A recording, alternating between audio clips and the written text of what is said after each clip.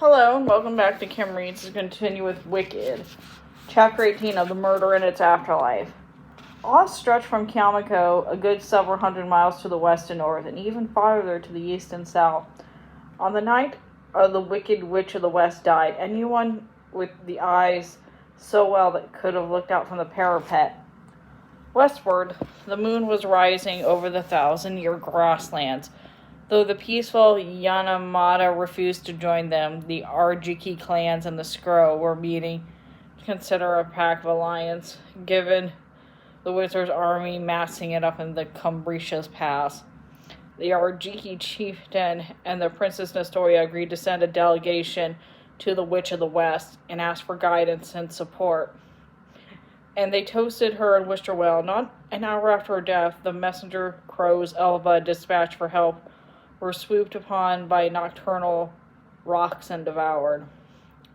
The moon ran silver for up and down the sides of the great kells, and where shadows settled in the valleys of the lesser kells.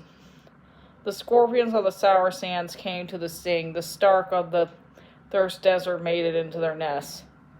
At the Kavan altar, practitioners of a sect so secure that had no name made their nightly oblations for their souls of the dead, assuming, as most do, that the dead had no souls. Or the dead had souls. Quadling country, a wasteland of mud and frogs, wrought quietly all night except for the incident in Choir. A crocodile entered a nursery and chewed up a small baby. Ugh. The animal was destroyed, and both corpses were burned with loud wailing and anger.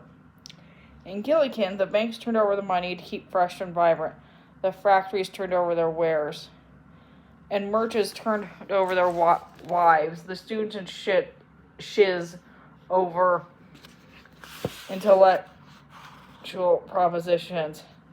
And the TikTok labor force met secretly in what had to be used at the philosophy club to hear the freed and grieving grammatic taught class revolution. Lady Glinda had a bad night, a night of shakes and regrets and pain. She guessed it was the early signs of gout from her rich diet, but she sat up half the night and lit a candle in a window for reasons she couldn't articulate.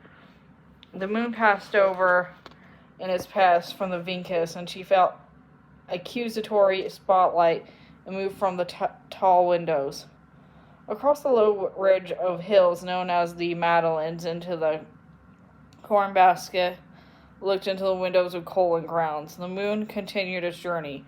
Frex was asleep, dreaming of Turtleheart, and yes, of his Melina, his beautiful Melina, making breakfast on the day he went to preach against the evil clock. Melina was a froth of beauty, huge as the world, spinning him courage, daring love. Frex hardly stirred when Shell tiptoed in front and back and from some clandestine rendezvous and came back to the side of his bed. Shell wasn't sure he'd noticed. He wasn't sure his father really woken up. What I never could understand was the teeth, mumbled Frex. Why the teeth? Who knows why, said Shell fondly, not understanding the dreary murmur. The moon on the Emerald City? It couldn't be seen. Lights too bright, energy too high, spirits too wired. No one was looking for it. In a room surprisingly bare and simple for one so powerful and elevated, the sleepless Wizard of Oz wiped his brow and continued his long luck would have held out. He had been wondering the same thing for 40 years, and he hoped that luck would seem to be habitual, deserved it. But he could not hear the mice chewing away at the foundations of his palace. The arrival at Dorothy Gale from Kansas was a summons. He knew it. He knew it when he saw her face. There was no point in searching after the Grimoire any longer. His avenging angel had to call him home. A suicide was waiting for him back in his own world. By now he ought to have learned enough to have caught it successfully. He had seen Dorothy locked in those shoes as she was to kill the witch. He had sent a girl to do a man's job. If the witch was the victor, well, that was the troublesome girl out of his way. Perversely, though, in a fatherly way, he hoped Dorothy would get through her trials all right. It became a celebrated event, the death of the Wicked Witch of the West. It was hailed as a political assassination or a juicy murder. Dorothy's description of what had happened was deemed self-delusion at best, or bald-faced lie. Murder or mercy-killing or accident. In an indirect way, it helped rid the country of its dictator. Dorothy, more stunned than ever, made her way back to the Emerald City with the Lion, the Tin Woodman, and the Scarecrow and Lear. There, Dorothy had her second famous audience with the wizard. Perhaps he tried to pry the slippers off for her own purposes, and perhaps Dorothy outwitted him, spurred by the witch's warnings. At any rate, she presented him with something back from the witch's house to prove she had been there.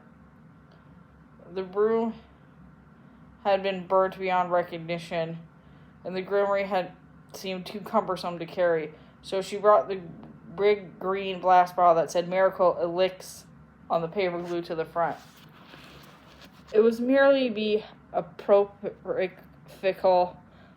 that when the wizard saw the glass bottle, he gasped and clutched his heart. The story is told in so many ways, depending on who is doing the telling, and one needs to be heard at the time. It is a matter of history, however. Shortly thereafter, the wizard absconded from the palace. He left in a way he had first arrived, a hot air balloon. Just a few hours from the insidious ministers were to lead a palace revolt and to hold an execution without trial. A lot of nonsense has been circulated about how Dorothy left Oz. There are some who said she never did. They said, as I said of Ozma before, she was in hiding, in disgust, patient as a maiden, waiting to come back and show herself again. Others insisted she flew up into the sky like a saint, ascending to the other land, waving her apron giddily and clutching that damn fool dog.